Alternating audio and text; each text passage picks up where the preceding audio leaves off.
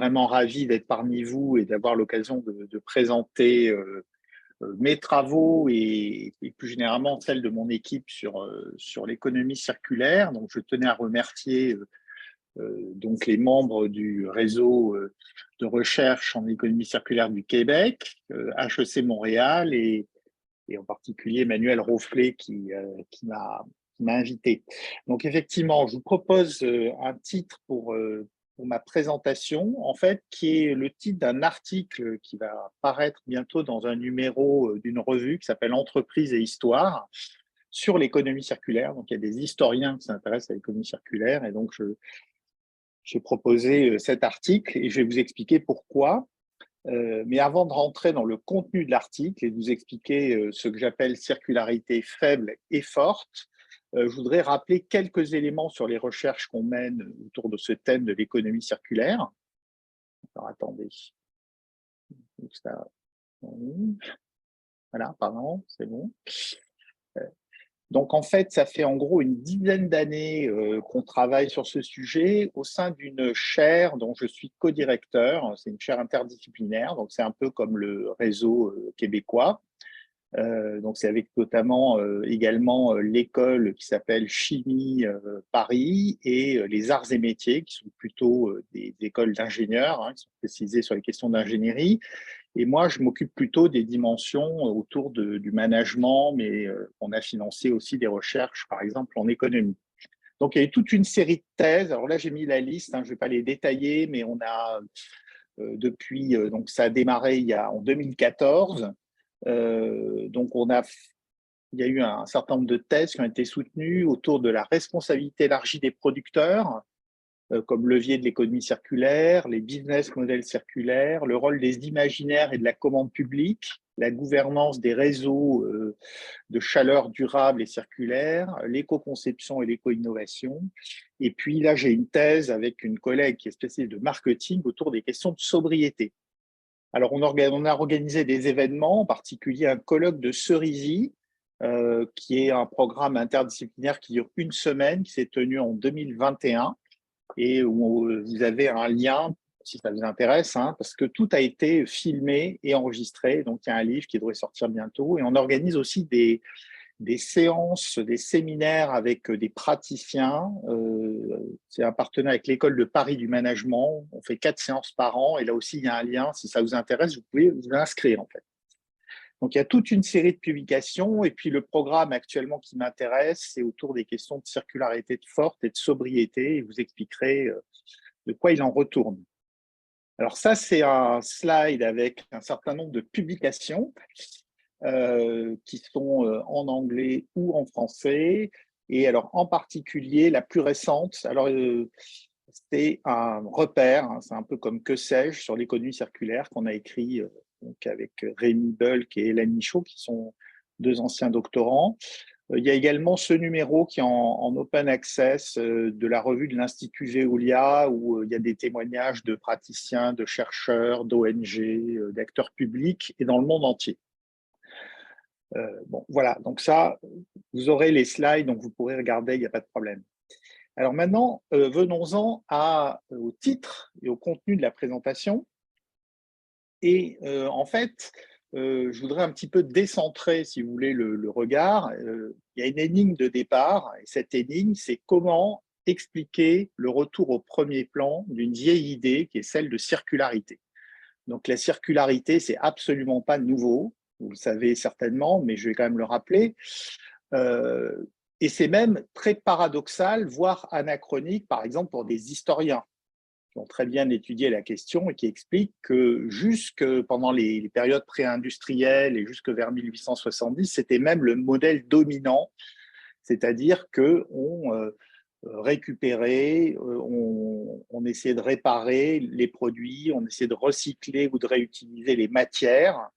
Et donc, ce qui était le modèle dominant, c'était l'économie circulaire. Il n'y avait pas d'économie linéaire.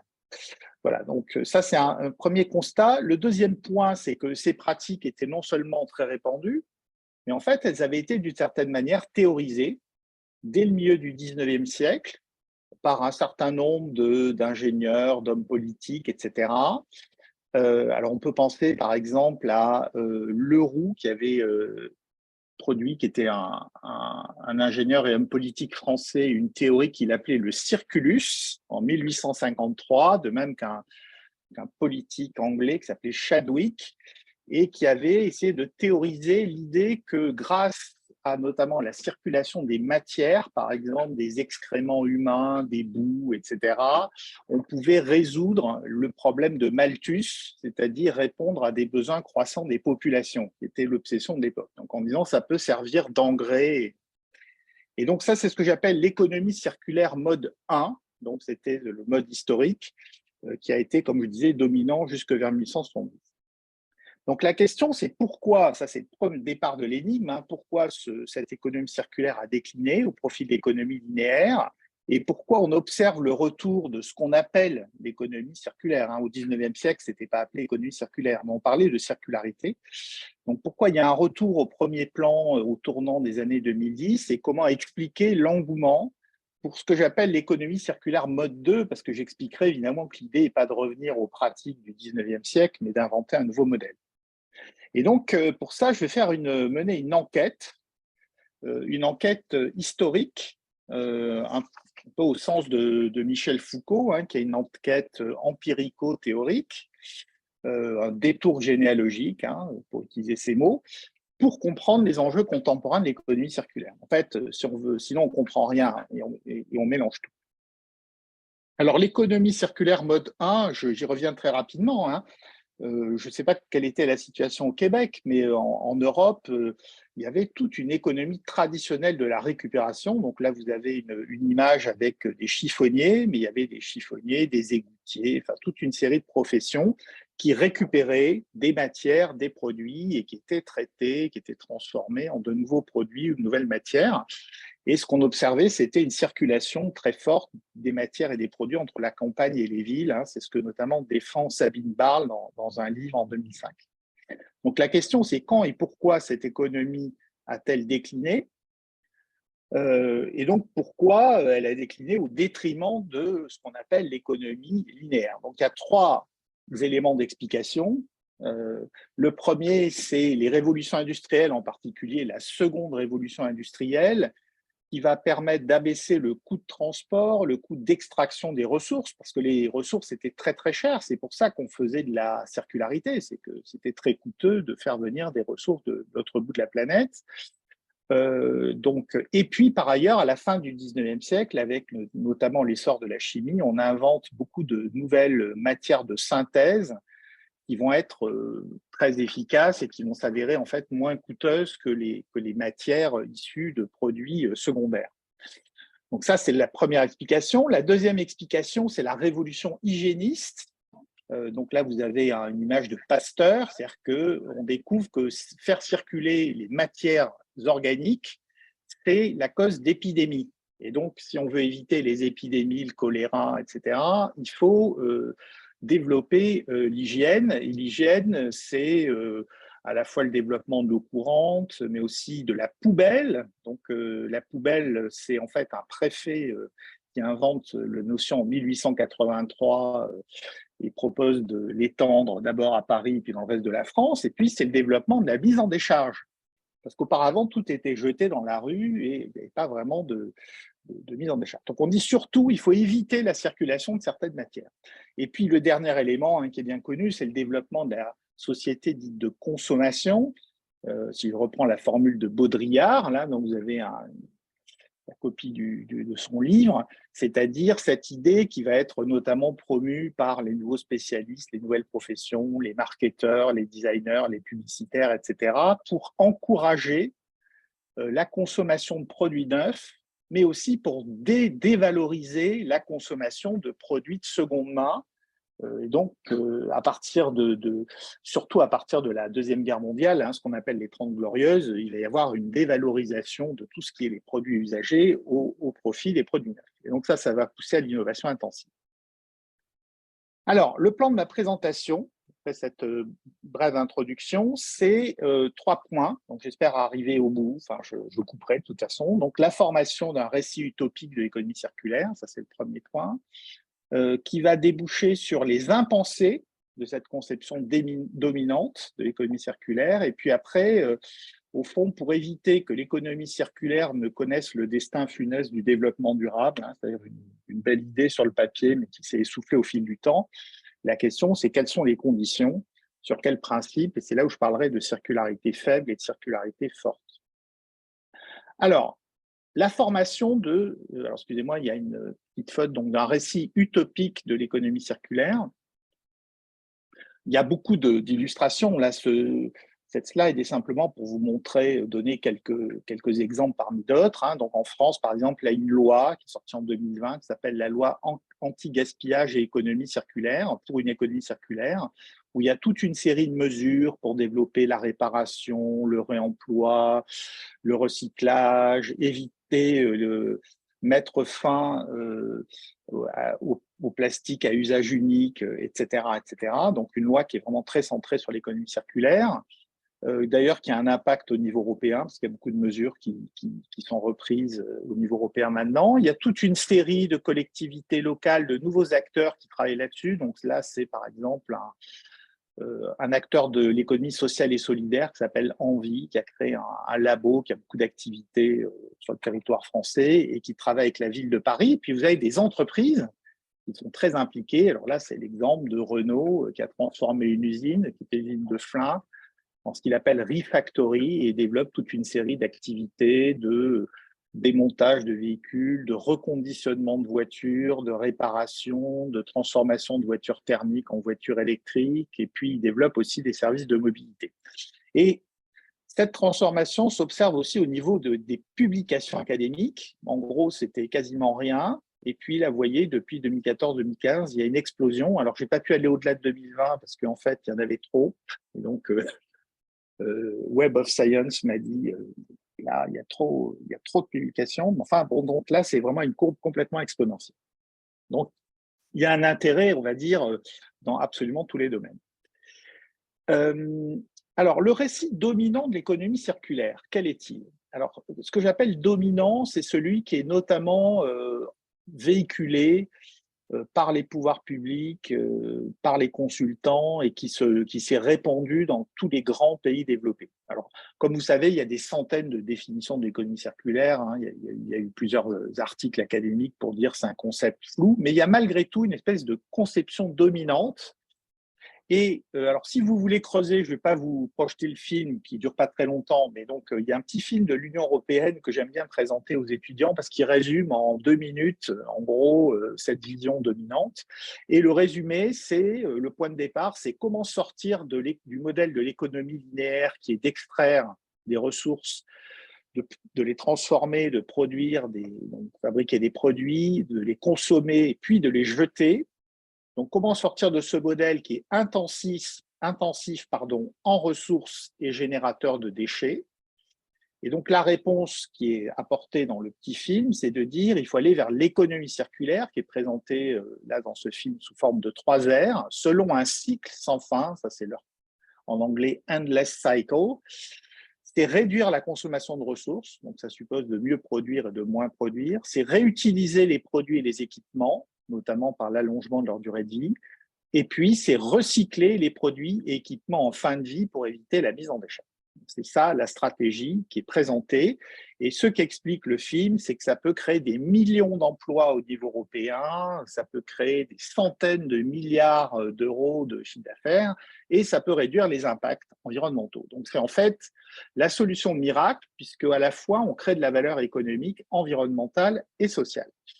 Alors, pour bien comprendre un peu la situation actuelle, pourquoi c'est critique, pourquoi on a besoin de l'économie circulaire.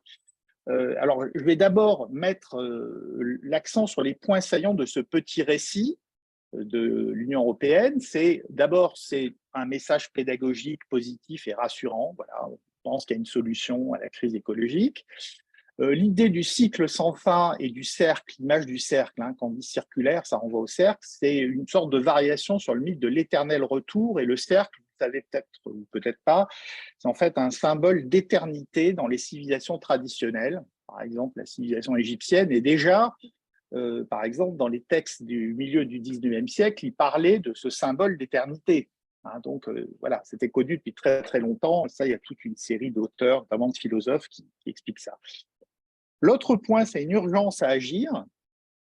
Il faut le faire parce qu'il y a des enjeux très urgents de gestion des ressources et des déchets notamment. Et puis, donc, comme je l'ai expliqué, il y a des promesses de création de valeur. Alors, pour vous donner quelques chiffres, alors ça, c'est je ne sais pas si vous voyez bien, donc là, en ordonnée, vous avez les années 1970-2020, et là, vous avez un indice qui va de 0,5 à 2,3, et en fait, donc c'est un graphique qui a été produit par l'Agence européenne pour l'environnement fin 2021, et la base, c'est 1 en 1990. Hein. C'est pour ça que j'ai mis ces deux flèches. Et là, vous avez trois courbes.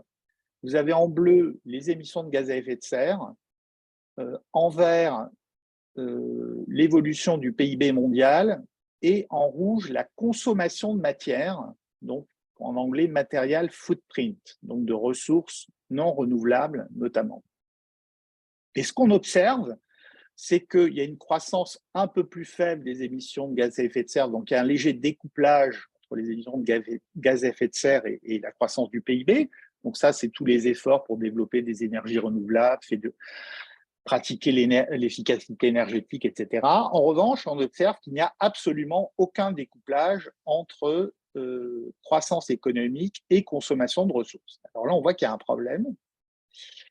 Alors, on pourra en discuter. Hein. Alors, ce n'est pas un constat nouveau, hein, puisque vous connaissez ce livre, hein, forcément, le limite à la croissance, le rapport dit Meadows. Et donc, la question, c'est est-ce grave ou pas? Donc, je propose qu'on laisse ça pour le débat. Alors, autre graphique, c'est la production de déchets. Alors là, c'est des statistiques. Donc ça, c'est la production de déchets en 2016, et puis il y a des projections jusqu'en 2050, alors qu'on peut discuter évidemment ou pas. Et donc c'est en millions de tonnes. Et ce qu'on observe, c'est que donc il y a des continents où la production de déchets est relativement limitée. Donc c'est notamment l'Afrique, Moyen-Orient, Afrique du Nord. Mais où il va y avoir une croissance très forte qui est liée à la croissance de la population, notamment en Afrique subsaharienne. Et puis, on voit donc qu'il y a des projections où la production de déchets va exploser. Donc là aussi, évidemment, c'est un problème. Donc l'enjeu de l'économie circulaire, c'est pas de revenir à ce qui se faisait au 19e siècle, parce qu'on n'a pas envie de tous mourir d'épidémie. Donc l'enjeu, c'est d'aller vers une économie de la qualité qui suppose qu'il y a une traçabilité des substances, des matières, des produits, avec des critères de qualité en matière de collecte, de dépollution, de tri, de traitement, de réparation, etc. Donc, ce qui suppose à la fois des innovations de produits et de services et de nouveaux modèles d'affaires, en anglais business model. Donc là, il y a deux petits exemples. Hein. Ça, c'est de la matière recyclée, du plastique recyclé. Alors, l'enjeu, c'est surtout pour le plastique post-consommation, évidemment, c'est plus difficile que les déchets de production. Et puis là, vous avez des modèles d'affaires tout à fait innovants, par exemple l'économie de fonctionnalité. Hein. On cherche à intensifier les usages avec des produits éco-conçus qui ne sont pas vendus à des clients, on leur vend des performances. Et donc des services par exemple, de maintenance, de réparation, et on leur vend une performance d'usage.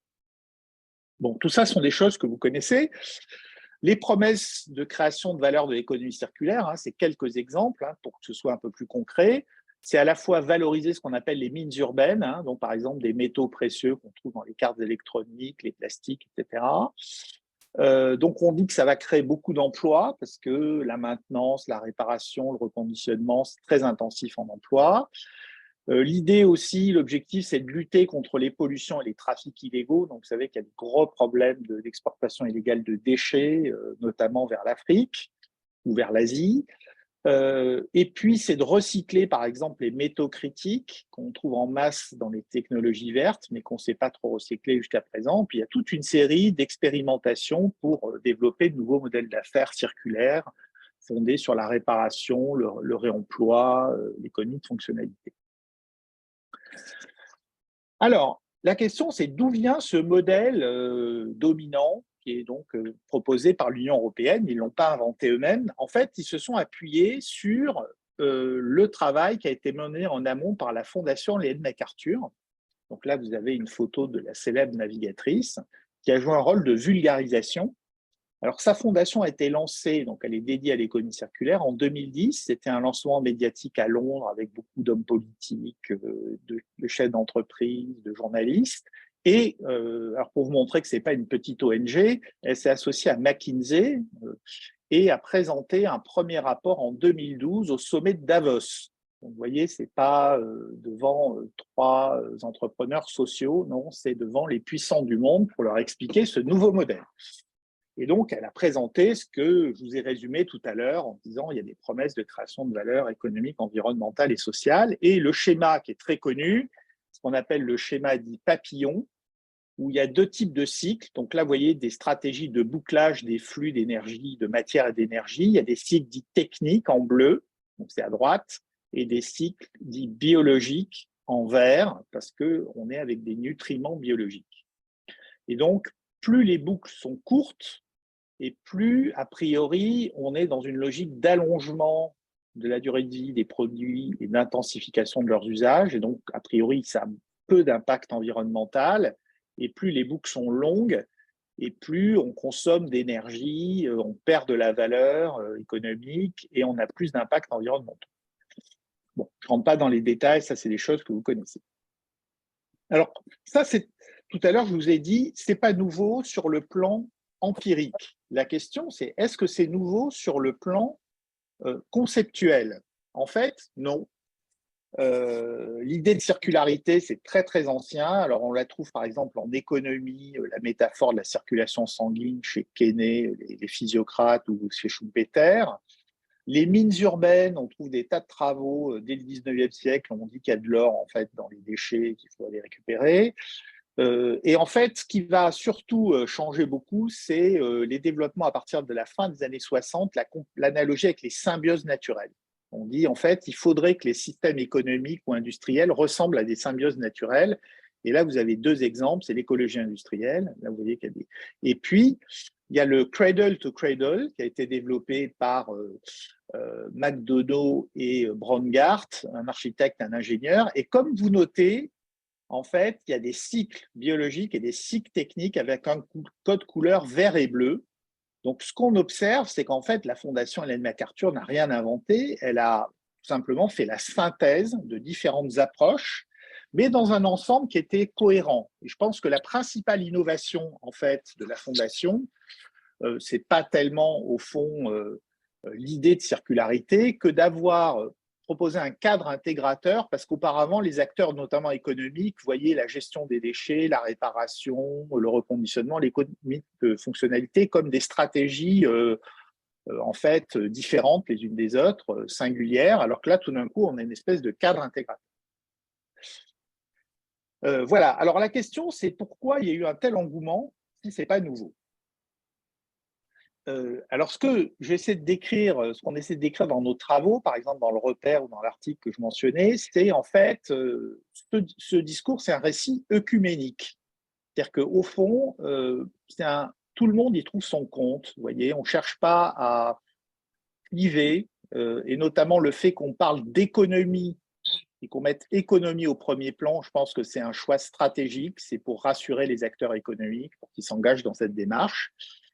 Il y a une certaine œcuménie parce que notamment dans les politiques européennes, toutes les stratégies au début devaient être promues, donc c'était mis plus ou moins sur le même plan. Voilà, c'était en gros pour paraphraser Mao, que sans fleurs s'épanouissent. Il n'y avait pas vraiment de hiérarchie des stratégies de bouclage, et donc chacun pouvait y trouver son compte. Et puis c'était dépolitisé parce que c'était un récit rassembleur et rassurant, et finalement la promesse qu'une transition écologique sans douleur est possible. Alors, en fait, si on va un peu plus loin, une des raisons de cet engouement, c'est le fait que l'économie circulaire ressemble à une utopie et que c'est un récit utopique. Donc, c'est ce que disait Valérie tout à l'heure, c'est la thèse qu'on défend et qu'on a défendue notamment avec Joël Nsondé. C'est-à-dire que là, on retrouve les mécanismes d'une utopie rationnelle, qui est un concept qui a été proposé par un collègue sociologue qui s'appelait Jean-Luc Metzger. Il dit que c'est un récit fictionnel anonyme. Là, je vous ai dit qu'elle est la Fondation Ellen MacArthur, mais au fond, ils n'ont pas dit c'est une marque déposée. Ils ont dit non, tout le monde peut l'utiliser. Donc, c'est anonyme. Ça dessine un avenir désirable qui est susceptible de mobiliser, de guider l'action collective. Et donc, il y a 3 éléments chez Metzger qui forment une utopie rationnelle. C'est un récit mobilisateur comme guide pour l'action et qui combine une critique d'un ancien modèle, donc ici l'économie linéaire, et la présentation d'un modèle idéal, ici l'économie circulaire, qui est fondé sur des images et des schémas, donc là vous avez vu le schéma papillon, et qui est fondé sur des outils, des modèles pour guider l'action collective. Donc notamment, il y a des tas d'indicateurs, d'outils, de méthodes qui sont développés par les consultants pour dire que c'est rationnel en fait. C'est sérieux de faire l'économie circulaire, c'est pas simplement une utopie, c'est une utopie rationnelle. Alors, la question suivante, c'est pourquoi en 2010, ce récit rencontre un écho? Pourquoi cette date? Alors, ce n'est pas du tout un hasard, c'est ce qu'on appelle le moment de cristallisation. Alors, cristallisation, c'est un concept proposé par Hannah Arendt, notamment, et elle dit, elle a essayé d'expliquer la naissance du totalitarisme avant-guerre et pourquoi tout d'un coup, que ce soit en Italie puis ensuite en Allemagne, des dictateurs arrivent au pouvoir et retrouvent l'assentiment d'une large partie de la population. Et elle explique que c'est le produit de la conjonction de différents événements. Donc là, on essaie d'identifier les événements qui expliquaient cette cristallisation, et il y en a 3 principaux. Le premier, alors je ne sais pas si vous vous rappelez, mais en fait, les Chinois qui contrôlent plus de 95% de la production de terres rares ont mis un embargo, enfin des quotas sur l'exportation de terres rares. Ça s'est traduit par une baisse de 50% des exportations entre 2005 et 2010. Et sans terres rares, on peut en gros pas fabriquer de technologie avancée. Donc, c'est dans absolument tous les produits de haute technologie. Et donc, ça a mis en panique tous les pays développés, notamment, qui produisaient ces technologies. Ils se sont rendus compte tout d'un coup qu'ils étaient dépendants sur le plan géopolitique de la Chine et plus largement de tout un certain nombre de pays pour des métaux dits critiques. Deuxième point, c'est l'envolée du prix des matières premières, tirée par la croissance chinoise et les pays émergents. C'est-à-dire que les prix ont quadruplé entre 2000 et 2010. Et puis, troisième point, c'était l'aggravation de la crise environnementale et d'une certaine manière, l'épuisement du paradigme du développement durable qui fonctionnait plus vraiment. Alors, je vois que le temps passe, donc je vais essayer d'aller très vite pour vous donner quelques éléments. Alors, le deuxième point, c'est les impensés de cette conception dominante de l'économie circulaire, qui a un récit qui est mobilisateur, mais qui est flou et ambigu. C'est logique, puisque en fait, il est œcuménique. Donc, la question, c'est qu'adviendra-t-il si les promesses ne se matérialisent pas? Or, aujourd'hui, elles ne se matérialisent pas tellement. C'est-à-dire qu'on est très, très loin des chiffres qui avaient été avancés par la Fondation Ellen MacArthur ou McKinsey. Il y a beaucoup d'expérimentations locales, mais des difficultés de passage à l'échelle. Alors, je prends vous connaissez peut-être le Circularity Gap Report. Il sort depuis 5 ans, tous les ans, un rapport sur le taux de circularité, de réincorporation de matière dans l'économie. Et en fait, ce taux baisse tous les ans. Car non seulement il n'y a pas davantage de circularité, mais il y en a même de moins en moins. Et c'est tombé à 7,3% dans le dernier rapport. Donc la question, c'est comment relancer cette dynamique et éviter son essoufflement. Donc il faut identifier des impensés, des choses qui ne sont pas dans la problématisation, la problématique dominante. Alors, quels sont ces impensés? Le premier, c'est le mythe d'une circularité infinie. Bon, c'est-à-dire qu'en fait, contrairement à la mythologie, il y a une dégradation inévitable de la matière et des produits, c'est le principe d'entropie. Le recyclage n'est pas une solution suffisante parce qu'il y a des usages dispersifs, c'est-à-dire que les produits s'usent et on ne retrouve pas l'ensemble des matières. Typiquement, un pneu, si vous faites rouler très longtemps, à la fin, évidemment, il y a moins de matière sur le pneu qu'au début, ou si la peinture sur les murs. Il y a une dispersion aussi des gisements, il y a les trafics, si bien qu'il y a des taux de collecte qui sont très faibles.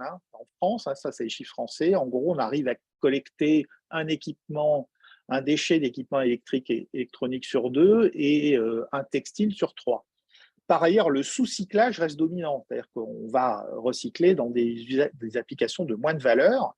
Et enfin, le recyclage, ce n'est pas une solution du tout parce que c'est incompatible avec un modèle de croissance des volumes. Alors là, je vous donne un exemple, c'est l'aluminium, qui est une matière qui se recycle très bien, qui a une très grande valeur, donc c'est très rentable.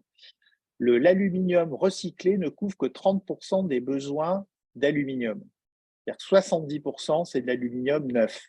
Pourquoi? Parce que d'abord, on ne recycle pas tout, enfin, on ne récupère pas tout, donc on ne collecte pas tout. Et deuxièmement, il y a une croissance continue de la consommation d'aluminium parce que c'est un super matériau.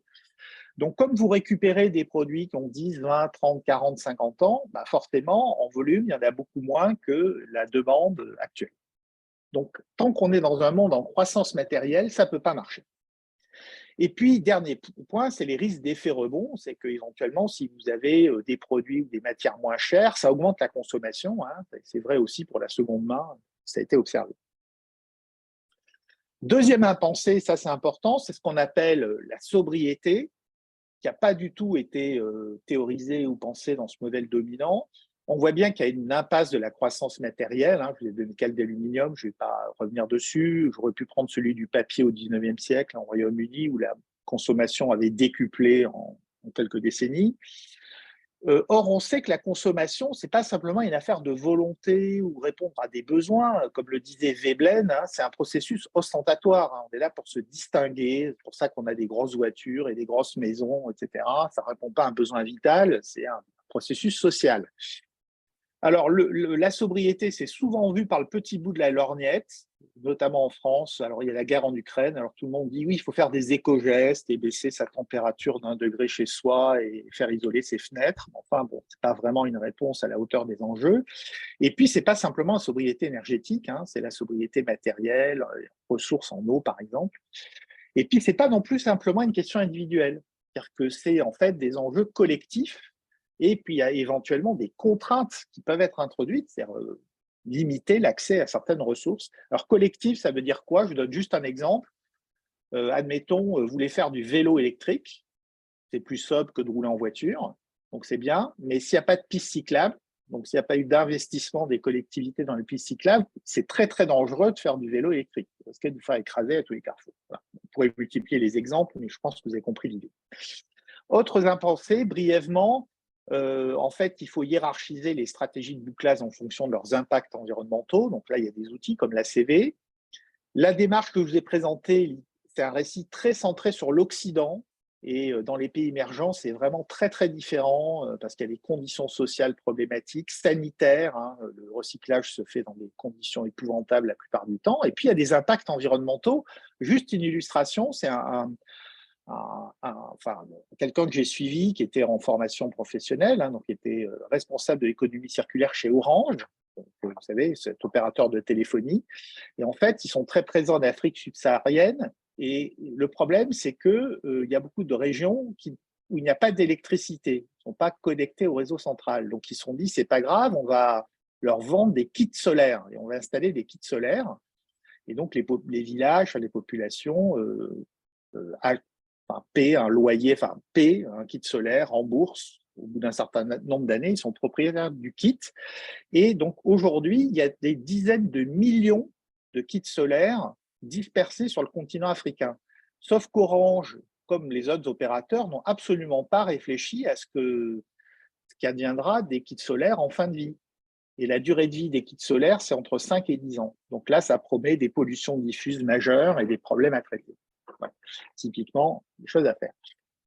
Et puis, il faut repenser l'action collective, hein, c'est-à-dire que ce n'est pas une naissance spontanée, l'économie circulaire, il faut des filières, des écosystèmes, il faut former des nouveaux métiers, il faut les rendre attractifs. Aujourd'hui en France, je ne sais pas si ça va être le cas au Canada, mais on ne trouve pas de réparateurs, on ne trouve pas de spécialistes de maintenance, on ne trouve pas de personnes qui veulent travailler dans les centres de collecte, de traitement.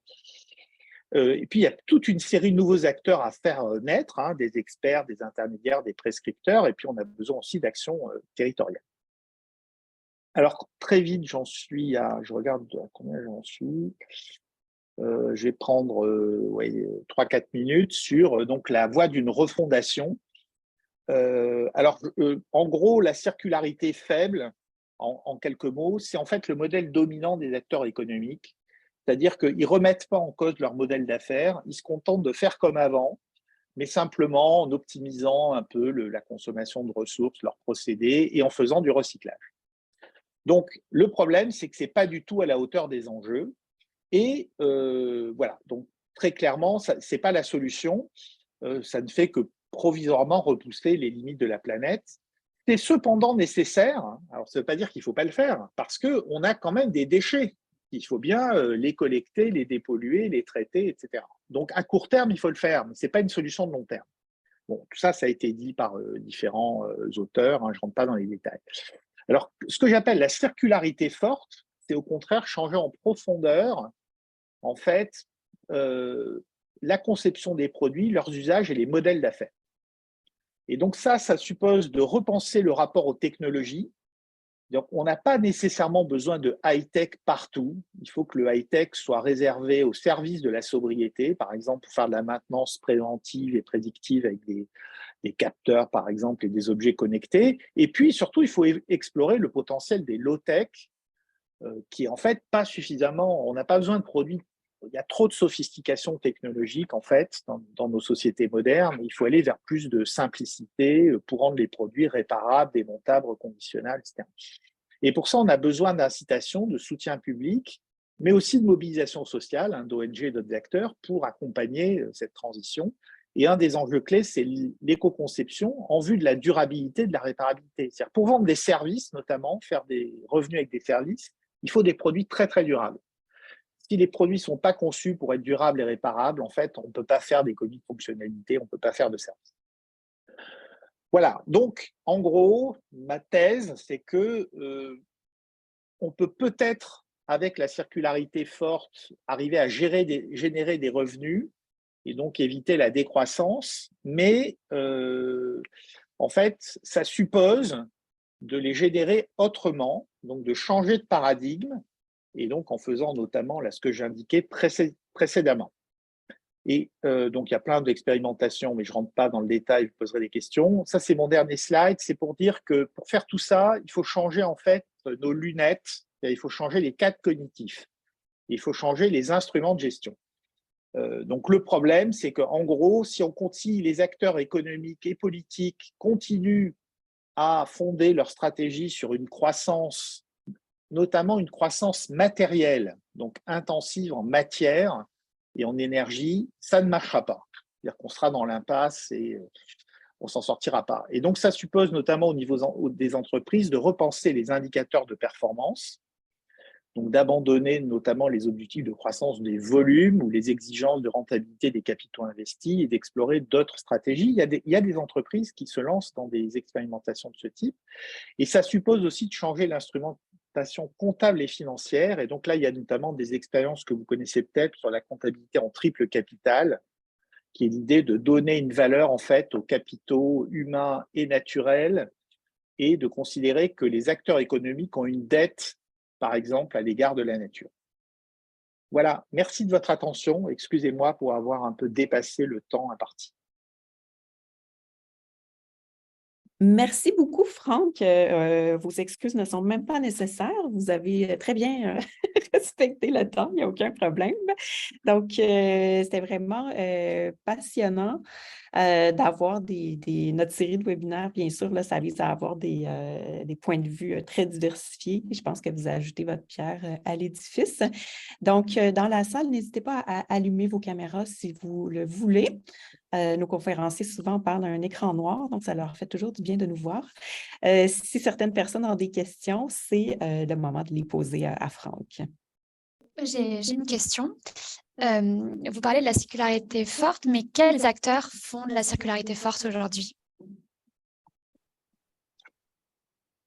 Alors, c'est une très bonne question. Donc, la façon dont j'entends la circularité forte, en gros, c'est tout ce qui contribue à vraiment découpler en fait la création, la génération de revenus des impacts environnementaux. Donc, notamment la consommation de ressources, la production de déchets, la consommation d'énergie, etc. Et donc, notre analyse, c'est que c'est possible, notamment si on joue sur donc l'allongement de la durée de vie des produits ou des infrastructures et l'intensification des usages. Parce que vous savez qu'il y a beaucoup de produits qu'on achète et qu'on n'utilise pas. Alors l'exemple le plus typique, c'est les perceuses, où, paraît-il, il y a des statistiques qui ont été faites par l'ADEME qui montrent qu'on utilise en moyenne dans la vie d'une perceuse, celle-ci, 12 minutes. Alors pour des particuliers, je ne parle pas d'un usage professionnel, 12 minutes. Ça n'a absolument aucun sens en fait d'être propriétaire d'une perceuse. Donc il peut y avoir des stratégies de partage, par exemple. Alors il y a beaucoup d'acteurs, par exemple, qui proposent des solutions de partage. Alors ça se fait parfois de façon en termes d'auto-organisation. Il y a des plateformes, aujourd'hui, des entreprises qui essaient de promouvoir ces solutions. Et puis il y a des acteurs industriels qui font de l'économie de fonctionnalité. Alors, ça s'est historiquement beaucoup développé dans le B2B, comme Michelin, Signify, c'est l'éclairage. Donc, ils vendent des services d'éclairage. Et puis, ça se développe un peu dans le B2C. Vous connaissez sûrement Decathlon, qui sont installés en Canada, je suppose. C'est un distributeur d'articles de sport et de loisirs qui distribue, mais conçoit aussi les produits. Ils ont des marques propres. Et en fait, ils expérimentent actuellement en Belgique un modèle en fait d'abonnement, de location, où en fait, pour un certain montant, vous avez le droit de louer toute une série d'équipements, puis vous pouvez les ramener à tout moment. Il y a un plafond et vous payez, enfin, il y a un plafond du montant du prix. Et l'enjeu, c'est de faire du coup des produits éco-conçus très très durables, donc éventuellement beaucoup plus chers en fait à produire, mais qui peuvent rentabiliser en vendant des services. Donc là, en l'occurrence, les locations. Alors, Fnac Darty, un autre distributeur en France, a proposé des forfaits de réparation de leurs équipements. Alors, ils vendent des produits électroménagers, mais aussi de la téléphonie, etc. Et ils ont des objectifs très, très ambitieux. Alors, ils ont vendu près d'1 million d'abonnements en France, ce qui est énorme. En fait, ils ont un tiers du marché français. Et leur objectif, c'est que d'ici à 2025, donc c'est un tiers de leur chiffre d'affaires ne soit pas sur des ventes de produits, mais sur des ventes de services. Donc évidemment, si on fait durer les produits plus longtemps, ça veut dire qu'on consomme moins de matière, on consomme a priori moins de ressources, on a un impact plus faible. Et puis après, il y a des enjeux évidemment de sobriété. Il y a plein de consommateurs qui essaient, enfin de citoyens, parce que pour être sobre, c'est un changement des modes de vie. Il y a des tas de citoyens qui expérimentent des modes de vie différents, qui consomment différemment, qui essaient de modérer leur consommation, qui font très attention au choix des produits. Et alors là où il y a beaucoup d'expériences aussi de circularité forte, c'est dans l'agriculture, autour par exemple de l'agroécologie ou de la permaculture. La permaculture, c'est vraiment très, très circulaire. L'idée, c'est en fait d'avoir une combinaison de plantes qui sont complémentaires les unes avec les autres. Donc, c'est vraiment une symbiose naturelle. Et du coup, on n'a pas besoin d'intrants chimiques. Et par contre, on a besoin de connaissances agronomiques très pointues. C'est ça la limite, c'est qu'il faut être très, très pointu sur le plan agronomique. Puis on ne peut pas partir en vacances pendant 3 mois parce qu'il faut entretenir la symbiose. Mais ça permet d'avoir des rendements très, très élevés et d'avoir un impact très réduit. Voilà, donc il y a des tas de solutions en fait très intéressantes et innovantes. Le problème, c'est le passage à l'échelle en fait. C'est comment on fait que ce soit adopté massivement et comment on arrive à convaincre des acteurs qui sont dans des logiques conventionnelles, par exemple des agriculteurs conventionnels, de passer à d'autres formes d'agriculture, comment on arrive à convaincre des grandes entreprises d'abandonner leur logique de croissance des volumes vendus. Et tout ça, c'est très, très difficile. Voilà. Je ne sais pas si ça répond à Merci, votre question. Franck. Alexandre, je vois votre main levée. Oui, bonjour, merci pour cette présentation passionnante. Vous avez parlé à un moment donné de tout ce qui était du caractère ostentatoire de la consommation et du récit que cette consommation avait réussi à installer. Moi, je m'interroge toujours aujourd'hui, on n'arrive pas à contrebalancer ce récit en fait en utilisant les mêmes armes que ce qui a été utilisé depuis les années 50. Comment aujourd'hui on ne rend pas en fait hype, le mot, je ne sais pas quel est le mot à utiliser, je ne suis pas bon dans l'émotion du marketing, ce n'est pas mon domaine, mais voilà, rendre sexy la circularité, sexy la transition et ce genre de choses, et plaisant. C'est une excellente question parce que je pense que c'est un enjeu clé. C'est pour ça, là, dans une thèse, je m'associe à une collègue qui est spécialiste de marketing de la sobriété. Elle fait ça depuis longtemps et elle-même, d'ailleurs, a un mode de vie sobre. Enfin, donc, c'est vraiment une réflexion systémique chez elle. Et c'est vraiment l'enjeu clé parce qu'il faut rendre ça désirable. Voilà, c'est que la sobriété, pour beaucoup de gens, le mot même a été beaucoup utilisé, c'était lié à l'alcool. C'était pareil au Québec, mais en France, quand on disait d'une personne qu'elle était sobre, c'est-à-dire qu'elle avait renoncé à la surconsommation d'alcool. Donc, il y a l'idée de privation implicitement, etc. Et pour beaucoup de gens, c'est insupportable. On dit oui, ça veut dire qu'on va se priver, alors qu'on peut prendre du plaisir à surconsommer de l'alcool ou autre chose. Puis on sait bien que les addictions, ça fait partie de la nature humaine. Donc là, il y a un problème qui est effectivement comment on arrive à rendre désirables ces comportements sobres. Et c'est très difficile. Alors de ce point de vue-là, je pense qu'il y a un travail d'éducation qui peut être mené par les écoles, la pédagogie par l'exemple, par les collectivités. Mais il y a également, et là votre piste est très intéressante, il pourrait y avoir aussi des acteurs qui ont contribué à l'émergence de la société de consommation qui pourraient contribuer, pourquoi pas, au développement de la sobriété. Et donc, pourquoi pas transformer les acteurs du marketing pour qu'au lieu de nous inciter à consommer toujours davantage, ils nous incitent à consommer moins et mieux. C'est pas impossible sur le principe. Après, j'imagine que c'est un peu compliqué, mais il y a eu le même mouvement dans le design dans les années 80. Alors ça, c'est un sujet qu'avait étudié notamment Christophe Abrassard au Canada, qui a fait une thèse avec moi, et qui avait étudié cette question et qui avait montré qu'il y avait tout un mouvement de design environnemental critique par rapport au design dominant. On disait on a contribué à la destruction de la planète en créant des objets désirables et en incitant les consommateurs à consommer toujours plus. Est-ce qu'on ne pourrait pas faire l'inverse? Et donc, il y a toute une série de démarches d'acteurs très engagés, de cabinets, où c'est souvent associé à l'éco-conception, mais c'est réfléchir à des situations d'usage où justement, on essaie d'avoir un impact beaucoup moindre en partant de situations, en travaillant sur des scénarios d'usage, etc. Alors, je vous donne un exemple, parce que j'aime beaucoup donner cet exemple en cours aux élèves. Comme vous le savez, il y a des problèmes de qualité de l'air intérieur, notamment dans les habitations, dans les bureaux, parce que tout est fermé, en fait.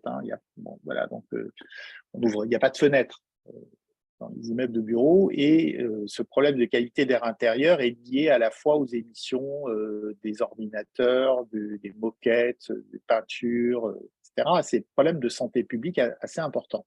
Donc la question, c'est comment on peut améliorer la qualité de l'air intérieur. Il y a des designers qui, au lieu de chercher des solutions technologiques, ont trouvé une idée assez géniale, c'est en fait, développer des plantes et d'utiliser des plantes qui dépolluent, qui absorbent les polluants, qui les recyclent. Voilà, donc c'est une solution naturelle, ça coûte rien, ou très peu cher, et puis c'est décoratif, donc ça a une fonction en plus esthétique. Bon. Donc voilà, il faut faire preuve d'imagination, et ces métiers, en fait, ils peuvent nous aider. Vous voyez, Angélique, il faut vous avez changer une de question? logiciel.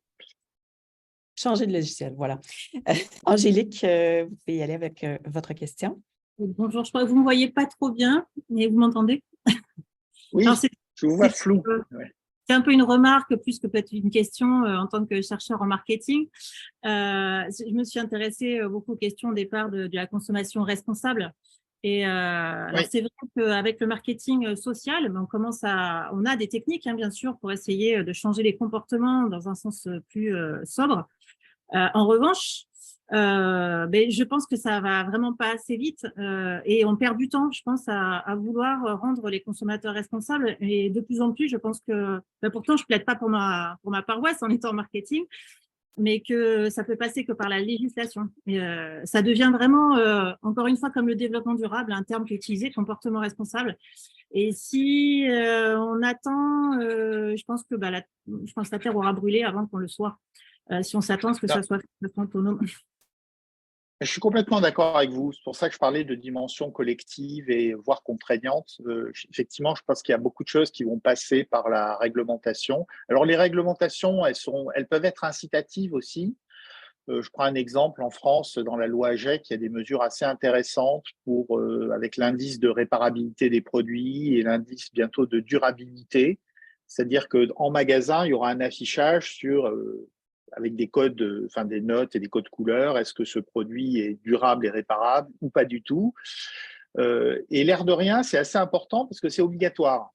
Donc, tous les fabricants ont l'obligation de calculer un score qui peut être vérifié par différents acteurs. Il y a des observatoires avec des contre-pouvoirs qui sont mis en place. Et du coup, en fait, il y a des entreprises qui disent, puisqu'il y a des indices, il va y avoir un marché et donc on a intérêt à développer des offres.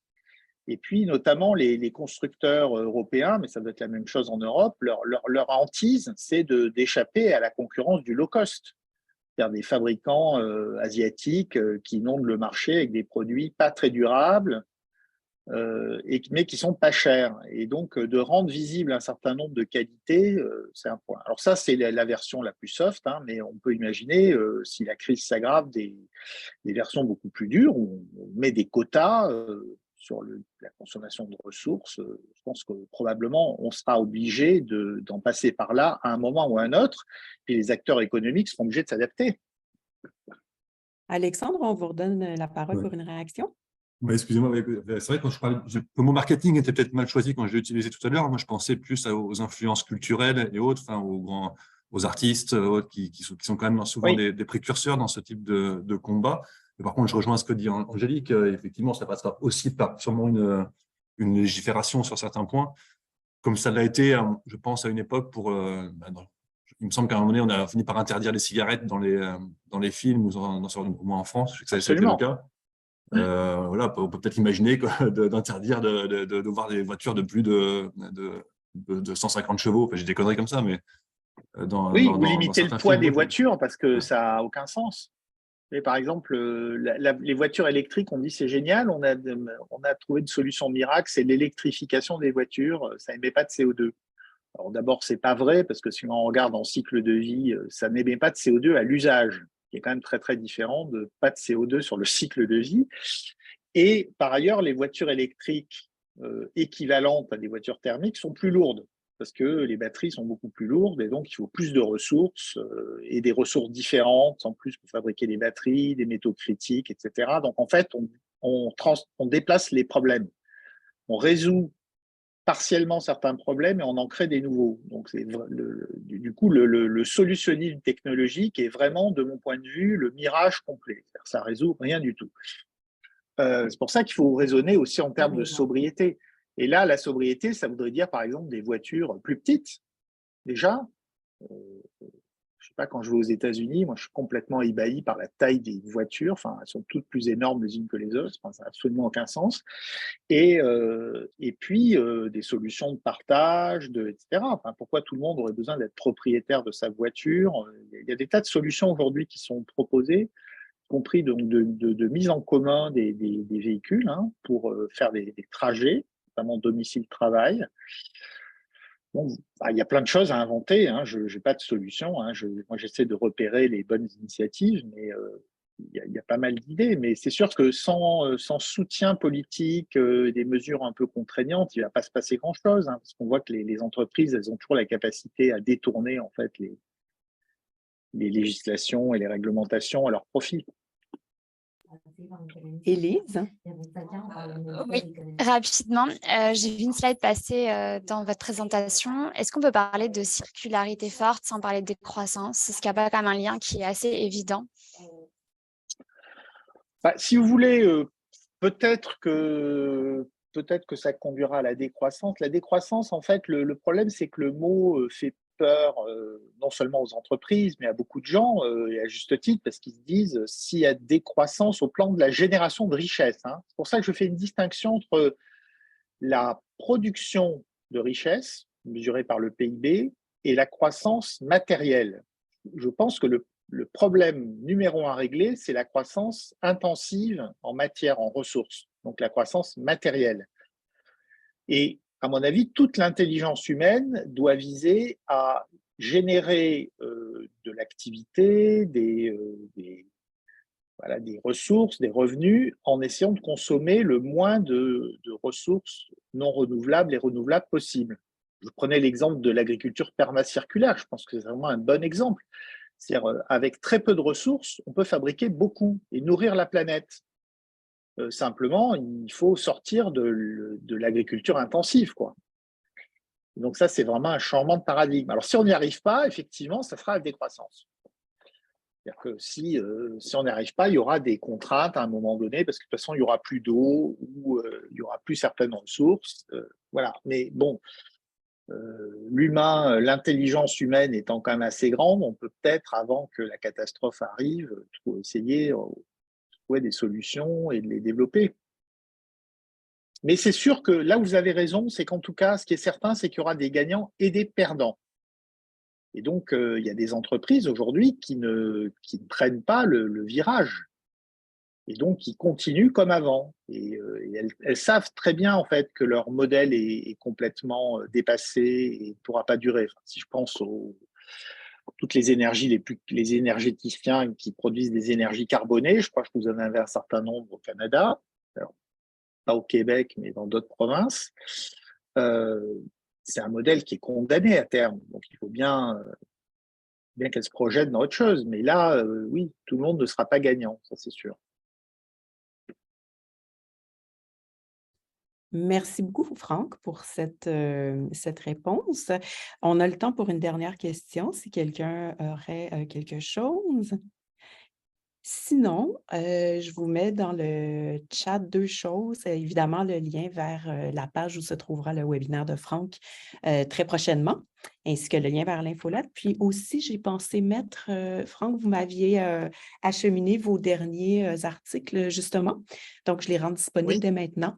Si certains sont intéressés d'aller tout de suite les chercher.